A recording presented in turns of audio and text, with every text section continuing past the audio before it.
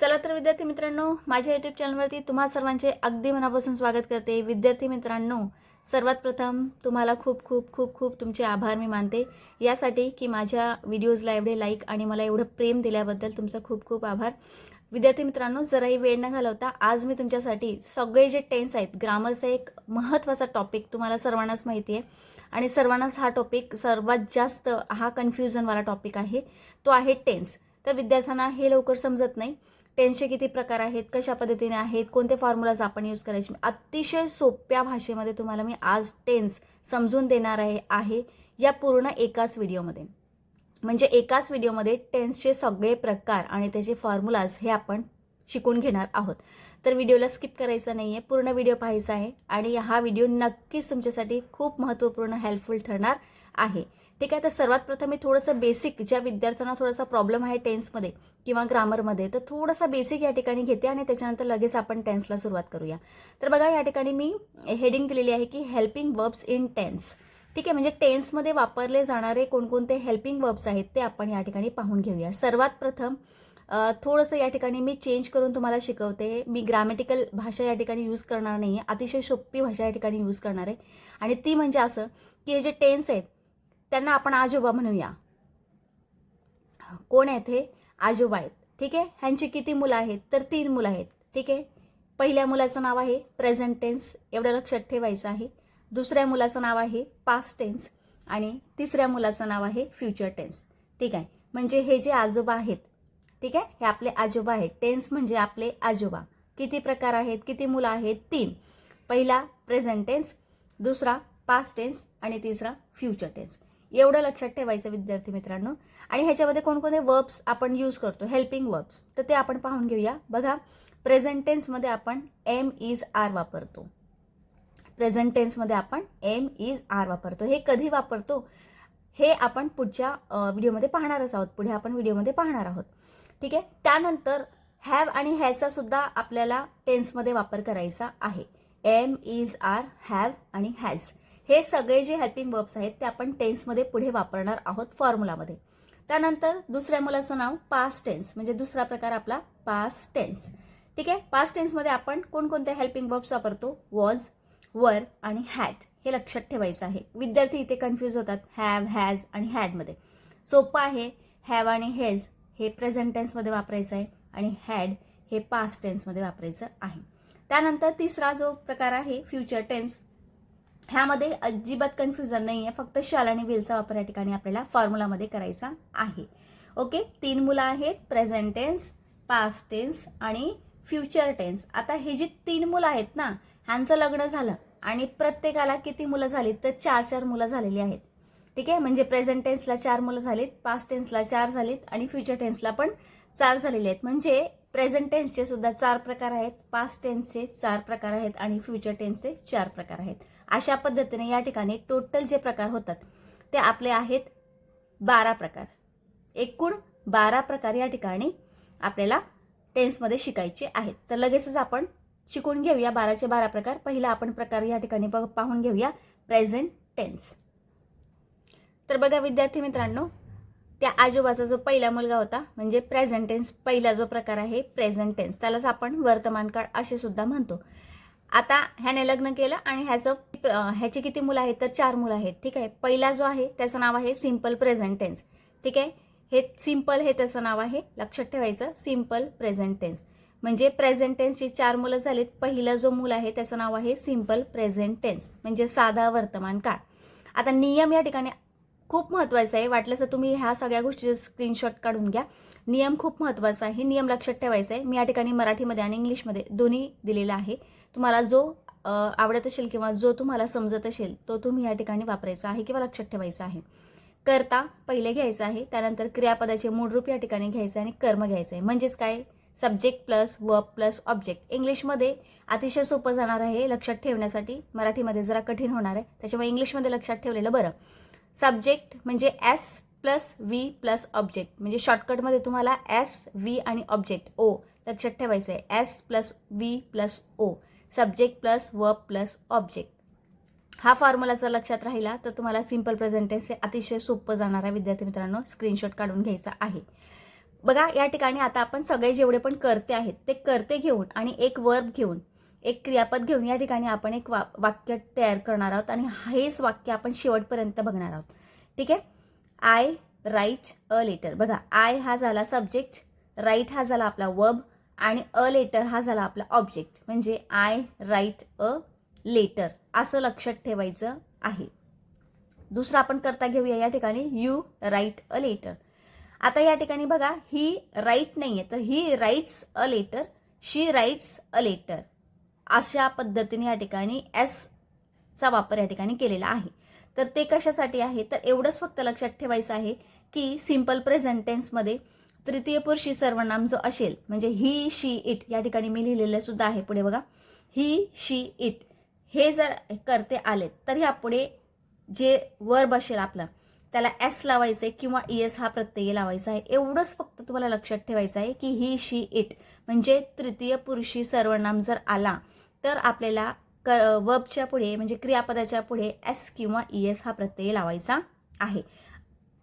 इतरत्र मात्र आपला जो वर्ब आहे तो सिंपल राहणार आहे. पहिला जो फॉर्म आहे तोच राहणार आहे. म्हणून आय राईट अ लेटर येणार आहे पण शी राईट्स अ लेटर अशा पद्धतीने येणार आहे. आपण एखादा वर्ब अजून चेंज करून पाहूया. आता या पद्धतीने बघा इट आलं आणि या ठिकाणी गो आहे मग इट गो नाही येणार. मग काय होणार इट गोज म्हणजे ते जातात. We go. आता वी हे तृतीयपुरुषी सर्वनाम नाहीये, वी हे अनेक वचन आहे. ठीक आहे. मग या ठिकाणी गो येणार म्हणजे गोज येणार नाही. लक्षात कसं ठेवायचंय की ही शी इट हे तृतीयपुरुषी सर्वनाम आले तरच आपल्याला एस किंवा ईएस लावायचं आहे. अन्यथा आपल्याला कोणताही करता येऊ द्या आपल्याला काय लावायचं आहे आपला जो मेन क्रियापद असणार आहे तोच या ठिकाणी लावायचा आहे. म्हणजे सिंपल प्रेझेंट टेन्स अतिशय खरंच सिंपल आहे. सिंपल प्रेझेंट टेन्समध्ये फॉर्म्युला फक्त SVO subject plus verb plus object एवढंच लक्षात ठेवायचं आहे. पटकन आपण पुढे जाऊया. विद्यार्थी मित्रांनो इथे व्हिडिओ जरा लांब होईल त्याच्यामुळे मी जरा फास्ट घेत आहे. जर तुम्हाला पूर्ण एक्सप्लेनेशन थोडंसं हळूवारमध्ये बघायचं आहे किंवा पूर्ण एक्सप्लेनेशन ह्याचं पाहायचं आहे तर मी प्रत्येक जो प्रकार आहे त्या प्रत्येक प्रकारावरती म्हणजे 12च्या 12 टॉपिकवरती 12च्या 12 प्रकारावरती मी स्पेशल व्हिडिओ बनवलेला आहे. ठीक आहे. तर त्याची प्लेलिस्टसुद्धा मी बनवलेली आहे. विद्यार्थी मित्रांनो जाऊन तुम्ही चेक करून घ्यायची आहे. दुसरा प्रकार आहे म्हणजे आता प्रेझेंट टेन्सचा आपण प्रकार पाहतोय तर प्रेझेंट टेन्सचा हा दुसरा प्रकार आहे. म्हणजे त्याची 4 मुलं होती हा दुसरा मुलगा आहे. प्रेझेंट कंटिन्युअस टेन्स त्याचं नाव लक्षात ठेवायचं आहे. त्यालाच आपण चालू किंवा अपूर्ण वर्तमान काळ असे सुद्धा म्हणतो. ठीक आहे. मग या पद्धतीने नियम लक्षात ठेवायचा आहे बघा subject plus am is are plus verb plus ING plus object. आता या ठिकाणी इंग्लिशमध्ये सोपं जाणार त्याच्यामुळे मी इंग्लिशमध्येच लिहिलेलं आहे. सब्जेक्ट म्हणजे करता त्यानंतर या ठिकाणी एम इज आरचा वापर करायचा आहे. एम किंवा इज किंवा आरचा वापर करायचा आहे. ठीक आहे. त्यानंतर वर्ब घ्यायचा आहे. वर्बला ING लावायचं आहे आणि प्लस ऑब्जेक्ट घ्यायचा आहे. स्क्रीनशॉट काढून घ्यायचा विद्यार्थी मित्रांनो. आता बघा हा जो एम आहे इज आहे आर आहे हे जे हेल्पिंग वर्ब्स आहेत हे कधी कधी वापरतात ते आपण या ठिकाणी थोडंसं पाहून घेऊया. बघा एम हा स्पेशल आहे तो फक्त आयच्या पुढे आपण वापरतो एवढं लक्षात ठेवायचं आहे. इज एकवचनी करता आहे आणि आर जो आहे तो अनेकवचनी कर्त्याच्या पुढे आपण वापरतो. ठीक आहे.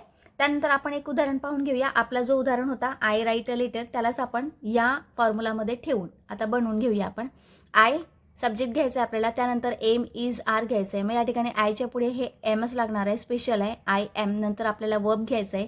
राईट हा आपला वर्ब होता त्याला ING प्रत्यय लावला म्हणजे रायटिंग झालं आणि आपला ऑब्जेक्ट आहे अ लेटर. त्याच पद्धतीने you are writing a letter. त्याच पद्धतीने he is writing a letter.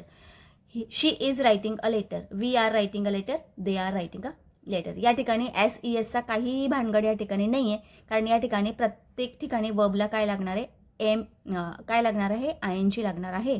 फक्त या ठिकाणी एम इज आर हे हा जो हेल्पिंग वर्ब आहे हे जे हेल्पिंग वर्ब्स आहेत तेच मात्र या ठिकाणी चेंज होणार आहे. ठीक आहे. ह्याचं सुद्धा स्क्रीनशॉट काढून घ्यायचं आहे म्हणजे तुम्हाला या ठिकाणी काय होणार आहे लक्षात राहणार आहे की आपण एम कधी वापरतो इज कधी वापरतो आणि आर हे कधी वापरतो. ठीक आहे. पुढे जाऊया आपण विद्यार्थी मित्रांनो. बघा तिसरा जो प्रेझेंट टेन्सचा प्रकार आहे त्याचं नाव आहे प्रेझेंट परफेक्ट टेन्स.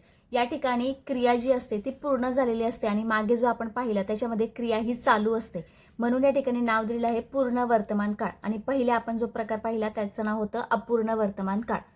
पहिले आपण जो पाहिला तो अपूर्ण होता. आता हा जो आपण पाहतोय त्याचं नाव परफेक्ट आहे म्हणजे पूर्ण झालेला आहे. प्रेझेंट परफेक्ट टेन्स हा तिसरा मुलगा आहे एवढं लक्षात ठेवायचं आहे. बघा आपण या ठिकाणी नियम पाहून घेऊया. सब्जेक्ट प्लस हॅव किंवा हॅजचा वापर आपल्याला या ठिकाणी करायचा आहे. एम इज आर वापरायचं नाही. एम इज आर हे फक्त कंटिन्यूअसमध्ये आपण वापरतो, प्रेझेंट कंटिन्यूअसमध्ये. मग सब्जेक्ट नंतर हॅव किंवा हॅज वापरायचं आहे आणि या ठिकाणी क्रियापदाचं तिसरं रूप या ठिकाणी आपल्याला वापरायचं आहे. क्रियापदाचं तिसरं रूप या ठिकाणी वापरायचं हे लक्षात ठेवायचं विद्यार्थी मित्रांनो. म्हणून तुम्हाला प्रत्येक क्रियापदाचे जे फॉर्म्स आहेत ते सुद्धा या ठिकाणी लक्षात ठेवणे हे खूप महत्त्वाचं आहे. त्यानंतर आपला ऑब्जेक्ट असणार आहे, म्हणजे आपला जो कर्म आहे तो असणार आहे. आता एस म्हणजे या ठिकाणी कर्ता घ्यायचा आहे. हॅव हॅज हे सहाय्यकारी क्रियापद आहे. V3 म्हणजे क्रियापदाचे तिसरे रूप आणि ओ म्हणजे कर्म हे लक्षात ठेवायचं आहे. आता या ठिकाणी बघा परत हॅव कधी वापरायचा आणि हॅज कधी वापरायचा ना, हा प्रश्न पडतो की नाही. हॅव कधी वापरायचं आणि हॅज कधी वापरायचं. मग एक गोष्ट लक्षात ठेवायची, ही शी इट हे तृतीय पुरुषी सर्वनाम आले, ठीक आहे. ही शी इट हे जर तृतीय पुरुषी सर्वनाम आले तर आपल्याला काय वापरायचं आहे, हॅज या ठिकाणी वापरायचं आहे, ठीक आहे. आता या ठिकाणी एक उदाहरण मी क्रियापदाचं दिलेलं आहे बघा. Write, wrote, written, writes, writing हे सगळे काय आहेत तर फॉर्म्स आहेत. हे फक्त तुमच्या लक्षात ठेवण्यासाठी, तुमच्या माहितीसाठी या ठिकाणी मी एक तुम्हाला या ठिकाणी वर्ब दाखवलेला आहे. उदाहरण आपण या ठिकाणी पाहूया. आपल्याला सब्जेक्ट घ्यायचा आहे. सब्जेक्ट नंतर हॅव हॅजचा वापर करायचा आहे. आय नंतर आपल्याला हॅव घ्यायचा आहे, म्हणून या ठिकाणी आपण हॅव घेणार. I have written a letter. You have written a letter. Written हा काय आहे, क्रियापदाचं तिसरं रूप आहे. राईटचं तिसरं रूप written. I have written a letter. You have written a letter.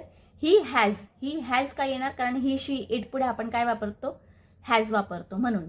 आणि we have written a letter किंवा शी आलं तर काय घेणार आपण, she has written a letter. पुढे जाऊया आपण चौथा प्रकार लगेचच पाहून घेऊया. त्यानंतर चौथा प्रकार या ठिकाणी आपण पाहून घेऊया प्रेझेंट परफेक्ट कंटिन्यूस टेन्स. ठीक आहे, 4 मुलं होती, हा चौथा मुलगा आहे. Present perfect continuous tense. आता बघा याचं नाव काय आहे, चालू पूर्ण वर्तमान काळ. म्हणजे कंटिन्यूस पण आलं ना, अपूर्ण क्रिया पण आली आणि पूर्ण क्रिया सुद्धा आली, म्हणून या ठिकाणी चालू पूर्ण वर्तमान काळ. आता ह्याची व्याख्या एवढी लक्षात ठेवायची गरज नाही, पण तरी मी या ठिकाणी व्याख्या दिलेली आहे. एखादी क्रिया वर्तमान काळामध्ये सतत घडत असल्याचे जेव्हा दर्शवले जाते तेव्हा त्याला चालू पूर्ण वर्तमान काळ असे म्हणतात. म्हणजे ही जी क्रिया आहे ती सतत घडत राहणारी अशी क्रिया आहे. नियम फक्त विद्यार्थी मित्रांनो अतिशय महत्त्वाचा आहे. 12वीच्या दृष्टिकोनातून नियम फक्त लक्षात ठेवायचा आहे. एस प्लस हॅव किंवा हॅज प्लस या ठिकाणी बीनचा वापर आपल्याला करायचा आहे. प्लस वर्ब घ्यायचे, प्लस आयएनजी घ्यायचे, प्लस ऑब्जेक्ट घ्यायचे. आता विद्यार्थी इथे खूप कन्फ्यूज होऊन जातात. एक गोष्ट तुम्हाला विद्यार्थी मित्रांनो सांगते की जेव्हा पण कंटिन्युअस हे नाव आलं किंवा प्रोग्रेसिव्ह असं नाव आलं तर तुम्ही या ठिकाणी आयएनजीचा वापर हा नक्कीच करायचा आहे. वर्बला आयएनजी लावायचं आहे. स्क्रीनशॉट काढून घ्यायचा आहे, तुमच्या लक्षात राहणार. सब्जेक्ट प्लस हॅव किंवा हॅज प्लस बीनचा वापर करायचा आहे. वर्ब घ्यायचा आणि आयएनजी लावायचा आणि ऑब्जेक्ट घ्यायचा आहे. ही शी इट पुढे आपण काय लावणार आहोत, मागे आपण पाहिलं हॅज लावणार आहोत. ठीक आहे, आता या ठिकाणी उदाहरण पाहून घेऊया. पहिले आपण करता घेतो. कर्त्यानंतर आपल्याला हॅवचा वापर करायचा आहे. हॅव नंतर परत हॅज पण नाही घ्यायचं, म्हणजे एकच या ठिकाणी कोणता तरी एक येणार, हॅव किंवा हॅज. मग ही शी इट पुढे आपण हॅज वापरणार आणि आय पुढे आपण हॅव वापरणार. त्यानंतर बीनचा वापर करायचा आहे नियमाप्रमाणे. त्यानंतर वर्ब घ्यायचा आहे आणि वर्बला आयएनजी प्रत्यय लावायचा आहे आणि आपला जो अ लेटर आहे म्हणजे तो जो कर्म आहे तो या ठिकाणी घ्यायचा आहे. You have been writing a letter. She has been writing a letter. They have been writing a letter. We have been writing a letter. अशा पद्धतीने प्रेझेंट टेन्सचे हे 4 प्रकार होते. 4ही नियम मी तुम्हाला सांगितलेले आहेत. जर थोडासा व्हिडिओ फास्ट होत असेल तर मी परत एकदा सांगते की मी व्हिडिओची टेन्सचे 12 प्रकार हे पूर्णपणे तुम्हाला या ठिकाणी समजावून सांगितलेले आहेत. प्लेलिस्ट बनवलेली आहे, जाऊन तिकडे तुम्ही चेक करून घ्यायचं आहे. आपण फक्त या व्हिडिओमध्ये पटापट आपण रिव्हिजन घेणार आहोत. पुढचा प्रकार आपण पाहून घेऊया, पास्ट टेन्स. आता बघा विद्यार्थी मित्रांनो, जी नावं आहेत ना, 3 नावं जी मेन आहेत तीच तुम्हाला लक्षात ठेवायची आहे. बाकीची नावं जरी फक्त एकाचं नाव लक्षात ठेवलं तरी सगळ्यांची नावं सेम आहेत. म्हणजे ह्या तिन्ही मुलांनी आपले जे 4 मुलं आहेत ना त्यांची नावं सेम ठेवलेली आहेत. फक्त काय होणार आहे या ठिकाणी तर पप्पांचं नाव म्हणजे बापाचं नाव या ठिकाणी चेंज होणार आहे विद्यार्थी मित्रांनो. म्हणजेच काय की सिंपल हे नाव सेम राहणार आहे, फक्त या ठिकाणी पास्ट टेन्स हे नाव चेंज होणार आहे. मग पहिला प्रकार या ठिकाणी सुद्धा सेम असणार आहे, सिंपल पास्ट टेन्स म्हणजे साधा भूतकाळ. व्याख्या आपण पाहून घेऊया. जेव्हा भूतकाळामध्ये एखादी क्रिया नुकतीच घडून गेलेली असते तेव्हा त्या क्रियेची रीत किंवा पद्धत दर्शवण्यासाठी साधा भूतकाळ आपण वापरतो. नियम लक्षात ठेवायचा आहे. सब्जेक्ट प्लस वर्बचा दुसरा फॉर्म म्हणजे V2 लक्षात ठेवायचं आहे आणि ऑब्जेक्ट. पहिला आपण जेव्हा पाहिलेला तेव्हा subject plus V plus object होतं. आता आपण साधा भूतकाळ पाहतोय म्हणजे सिंपल पास्ट टेन्समध्ये subject plus V2 plus object. ठीक आहे, सिंपल प्रेझेंट टेन्समध्ये आणि पास्ट टेन्समध्ये एवढाच फरक आहे की या ठिकाणी V2 घ्यायचा आहे. उदाहरण आपण पाहून घेऊया विद्यार्थी मित्रांनो. आय नंतर डायरेक्ट आपल्याला काय घ्यायचं आहे, V2 म्हणजे क्रियापदाचं दुसरं रूप. आता या ठिकाणी विद्यार्थी मित्रांनो, प्रत्येकाला क्रियापदाचं दुसरं तिसरं जे फॉर्म आहेत ते लक्षात ठेवणे हे खूप महत्त्वाचं आहे. त्याचाही अभ्यास तुम्हाला करायचा आहे.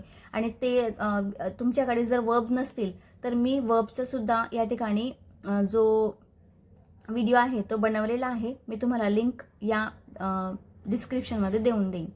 I wrote a letter, you wrote a letter, he wrote a letter, she wrote a letter, we wrote a letter, they wrote a letter. या ठिकाणी काहीच चेंज होणार नाहीये, फक्त आपले कर्ते चेंज होणार आहे आणि क्रियापदाचं दुसरं रूप आपल्याला या ठिकाणी सिंपल पास्ट टेन्समध्ये घ्यायचं आहे. अतिशय सोपं आहे विद्यार्थी मित्रांनो. पुढे जाऊया आपण पटकन. तर बघा, दुसरा प्रकार पास्ट टेन्स आपण पाहतो आहे पास्ट कंटिन्यूअस टेन्स. त्यालाच आपण पास्ट प्रोग्रेसिव्ह टेन्स असं सुद्धा म्हणतो, म्हणजे चालू अपूर्ण भूतकाळ. व्याख्या पाहून घेऊया. जेव्हा भूतकाळामध्ये एखादी क्रिया चालू होती म्हणजेच ती पूर्ण नव्हती म्हणजेच ती अपूर्ण होती हे दर्शवण्यासाठी आपण चालू अपूर्ण भूतकाळाचा उपयोग या ठिकाणी केला जातो. नियम लक्षात ठेवायचा आहे.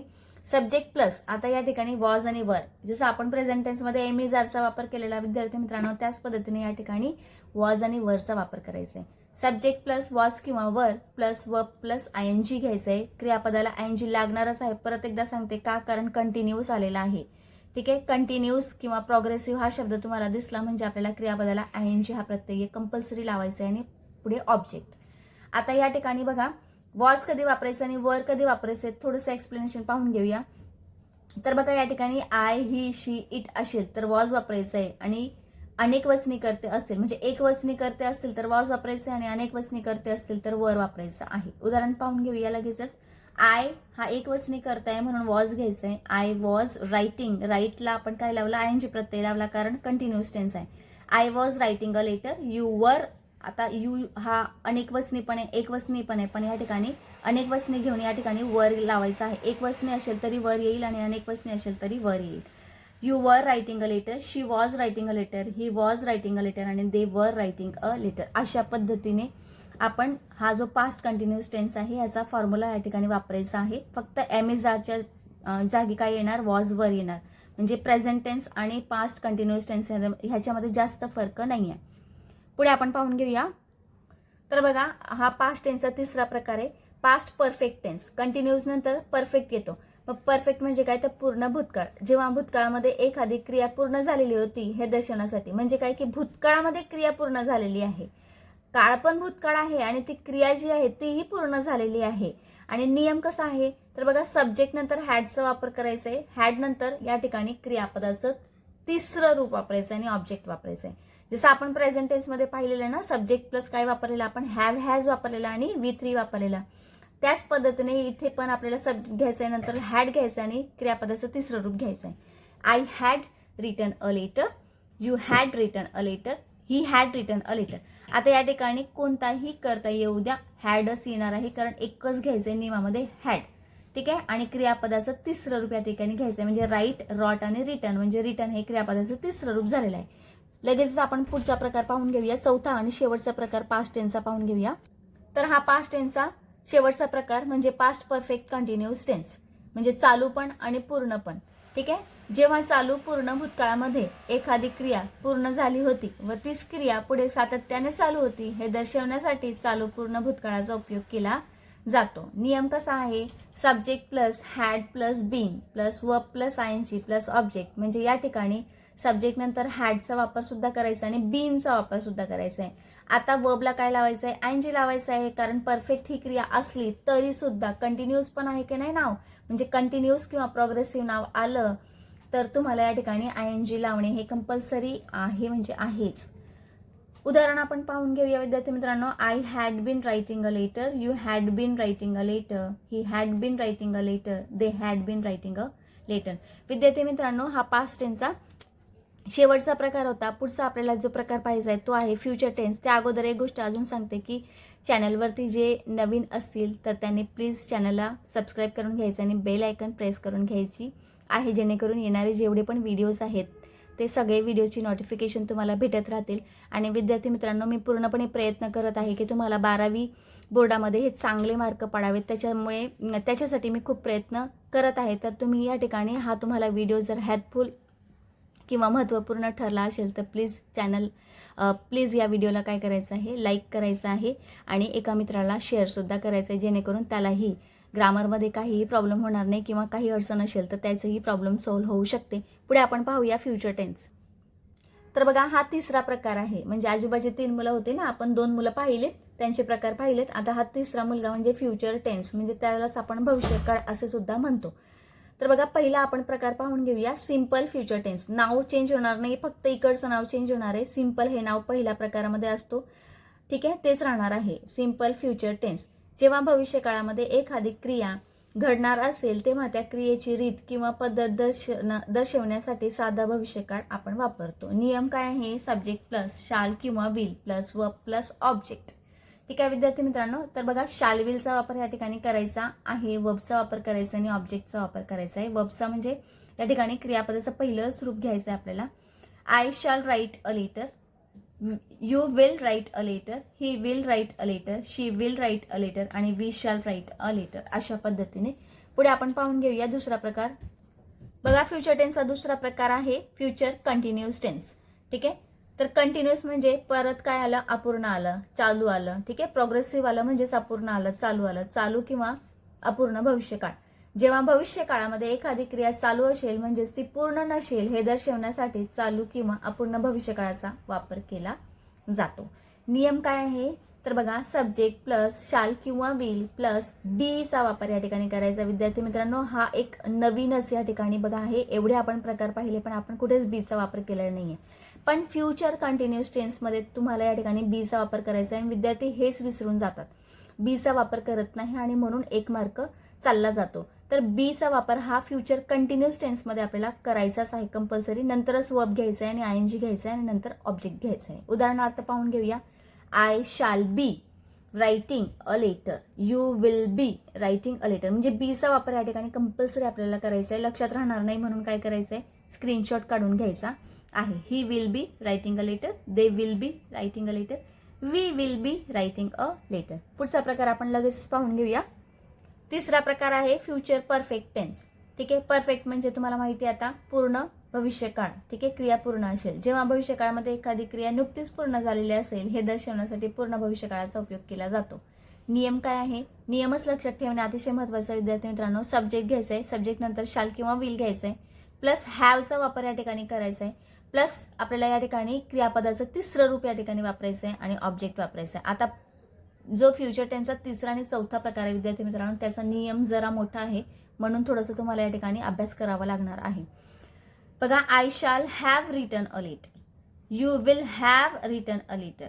म्हणजे हॅवचा वापर करायचा आहे आणि या ठिकाणी क्रियापदाचं तिसरं रूप सुद्धा वापरायचं आहे आणि शॅल विलचा वापर सुद्धा या ठिकाणी करायचा आहे. एक आपण दुसरं उदाहरण पण या ठिकाणी पाहून घेऊया.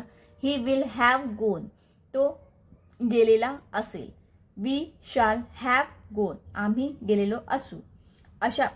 अशा पद्धतीने बघा या ठिकाणी मी तुम्हाला वर्बचे जे फॉर्म्स आहेत तेही लिहून दिलेले आहेत. Write, wrote, return.